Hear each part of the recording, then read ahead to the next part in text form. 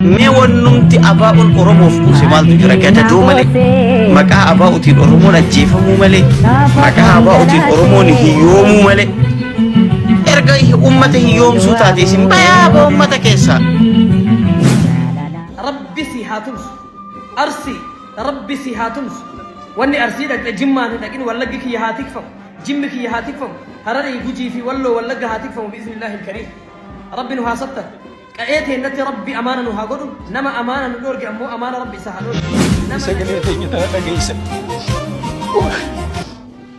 أمتك جيسا نقدر مبع برد أبدا صدق رجعت بويني مرة شقة بكوبلين قولي برد تري سيجارة وشنقولي تبوا أبا تكريلا كاين أمني كأن نكار باغو قدو ما جرا أسمانو واتك سندوب بدر وغارب بسنجنا أمني ما قبل ريه أبوابي ما لياتي تكلمنان ما له أبوابي ما لانقون قدمان مالو بشملس مال غودا مالي انغون ارمين تنت كلامتي اتي برچماسي لفته والتي غباتي سمال غودا بابي سريغله انغودا قبنا فيادا ارغيس سرادي مكو يغزاوينو ميرلي كاي توبيا كان توم نقبويو اوسولو بونجيرو دوفدوي Mee wannumti abaa'uun Oromoof kuuse maaltu jira gadadoo malee maqaa abaa'uutiin Oromoon ajjeefamuu malee maqaa abaa'uutiin Oromoon hiyyoomuu malee erga ummata hiyyoomsuu taate isin bayaaba ummata keessaa.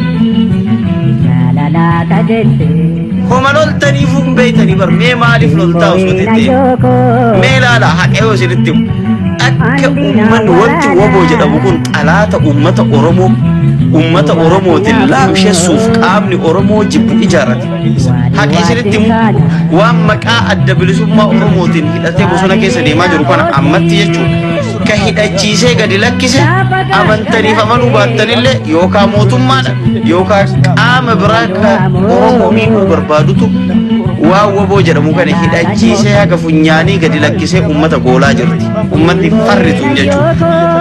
Meelala dhaabni kamu faanoo neessa deemna jedhame faanoo yoo dhaadannoo gaggeessu.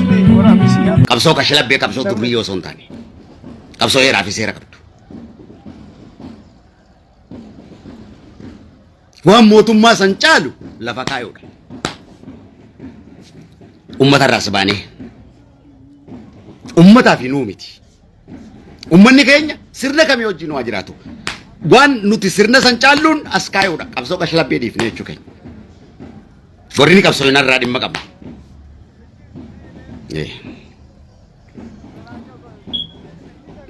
Ummata keenya siyaasa keenya keessa galchuu qabna. Ummata keenya dubbii amantii keessa galchine ummata keenya taargeet godhuun qabna. Ummanni keenya sirna kam keessattuu xiqqaatee guddatee fayyadamuu danda'uudha qaba. Ifa. Wanni qabsoo nuuf kana.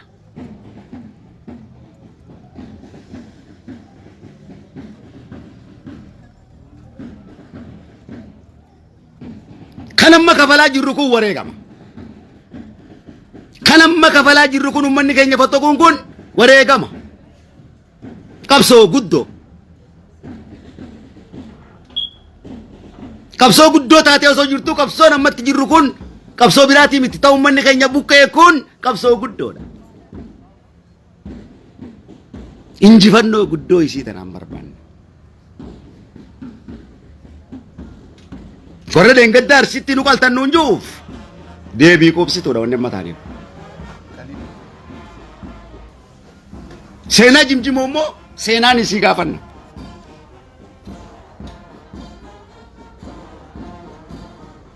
Jechi seenaa jimjimoo jette jecha addunyaa kanarra jaamee hin beekne. Balaa kana hundarra jecha santu balaadha beekadhu.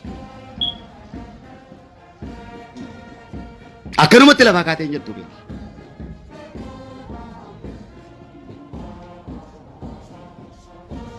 Seera addunyaatiin gaafanna. Nuti uummata walaba. Nuti uummata amantaa kamii wajjin wal danda'ee jiraate jechuu keenya. Kana jechuu qabda. Laal.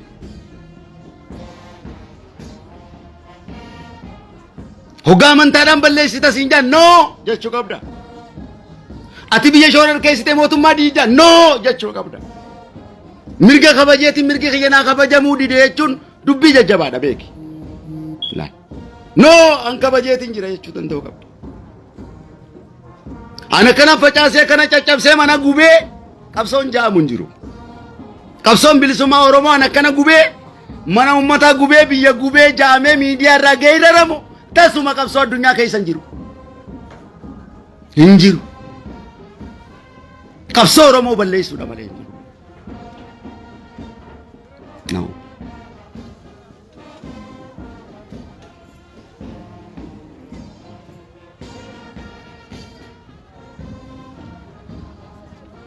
Qabsaa Oromoo keessaas hin jiru. Ammana baluu gubee, awwaajjira baluu gubee, an qabeenya akkanatti gubee, ati gubuuf hin qabsoo itti obboleessa. Mirgaaf qabsoo itti. Mana Oromoo gubuuf hin qabsoo itti obboleessa. Uummata Oromoo gubuudhaaf hin qabsoo itti obboleessa. Biyya gubuuf hin qabsoo itti obboleessa. Kun qabsoo Oromoo balleessuudha obboleessa. Obboleessa hoggaa qabsoo inu qabsoo beekumsa naa qabsoo inu obboleessa. Nuundi qabsaa wata obboleessa. Dhaggeeffadhaa uummata Oromoo isin.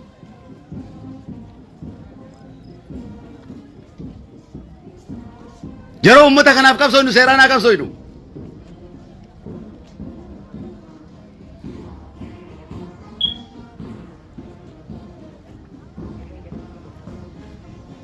Rakkoon keenya rakkoo mirgaati. Rakkoo mana gubuutii miti. Rakkoo manni maa gubataati. Rakkoo Oromoo irratti mana gubuu uummata Oromoo amantii wal nyaachisuutii miti. Rakkoon keenya. Rakkoon keenya maaliif Oromoon aangoo harkattiidhaa miti? Maaliif namni biraa aangoo harkataa miti? Mirga namummaati.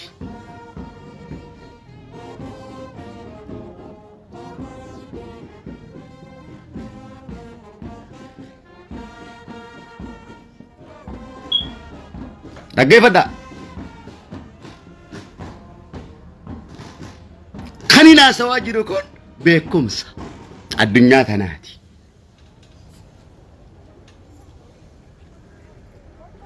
Geeraraa fi geerara duwwaa cabsii balleessi kijiba gowwummaa fi wallaalummaa jazbummaa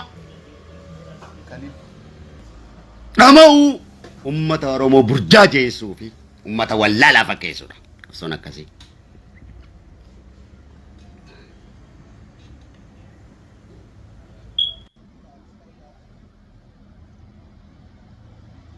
Ummanni kun ummata guddaadha.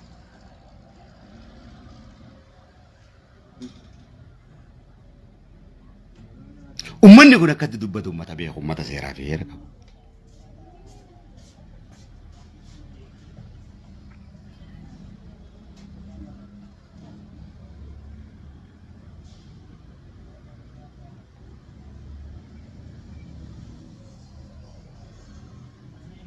Akkanama kanaani.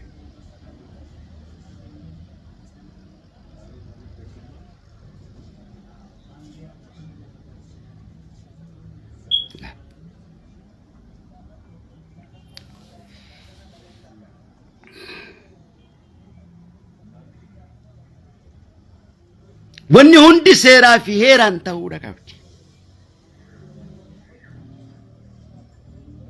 Hoggaa uummanni keenya wanni takka mudatte waan kanarratti gartee siyaasaa hojjechuu uummata keenya warra siyaasaa godhu. Uummanni Oromoo gaafii siyaasaatis gaafatee hin beeku. Gaafachuufis hin taa'u. Gaafiin isaa gaafii mirgaati, gaafii haqaati. Gaafii namni addunyaa kamuu gaafatu.